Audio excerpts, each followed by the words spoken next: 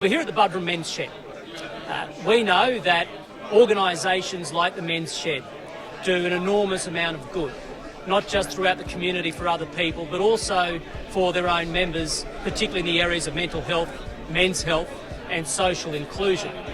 And the reason we have the Minister here today is to explain a piece of tax change, a piece of tax reform, which is going to make life a lot easier for not just men's sheds, but also women's sheds, not just here on the coast, but throughout the country. Now, this piece of tax reform was born here on the Sunshine Coast, out of the struggle that a lot of the men's sheds here locally felt in trying to raise money to build sheds and keep their operations going.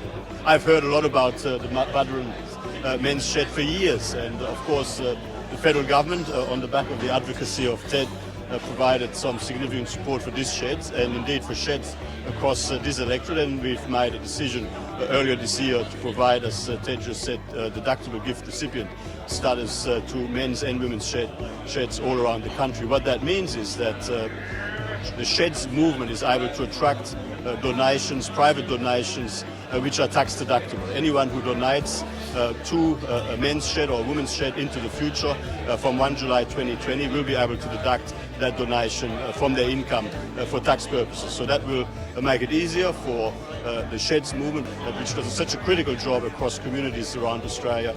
It will make it easier for them to attract donations into the future. Yes, the Buderim Men's Shed have been operating now for about 7 or 8 years. We started off in temporary accommodation. We knew that was only going to last for so long. We were going to have to get our own premises.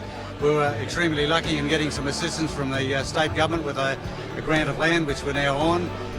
We then were faced with a huge challenge for our group to get funds to build a shed. In doing that, we're a charity. We thought that automatically we would get the DGR status. We'd be able to approach people and the public to donate and get the benefit of tax deduction. That was not the case. We appealed a couple of applications with the federal government and got knocked back. At that stage we went to Ted O'Brien to see how he could help, and I have to say in about 6 months' time between he and Senator Cormann, they changed legislation, allowed men's sheds to get tax deductibility, and now we have a huge big shed here, and this has paved the way now for future sheds to be able to get access to that money and do great community service for men's health. You know, we don't hang a sign out in the front door saying I've got mental health, come here, or I'm having family problems, or I'm socially isolated, come here. People come to the men's shed, and the intrinsic help that is gained by mixing with other guys, sitting down and talking, sharing experiences, making things and having some achievements from that is the benefits that have accrued from that whole process. I mean, the needs across the community evolve, and in the end, what we want to help secure is stronger communities. And this is obviously the men's shed model has proven to be a great model to provide opportunity for men to come together, work together, socialize, and as Barry said, there's an intrinsic value in all of this that is quite intangible, but is definitely very much there. So we are very pleased to be supporting this great cause, and this is another way to help build stronger communities.